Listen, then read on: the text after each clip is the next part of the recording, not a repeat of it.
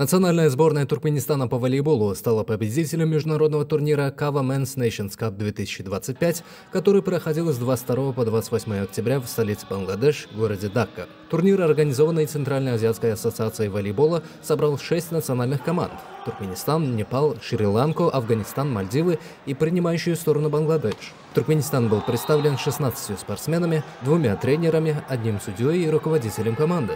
Сборная Туркменистана уверенно прошла весь турнирный путь, продемонстрировав высокий уровень подготовки и командной игры.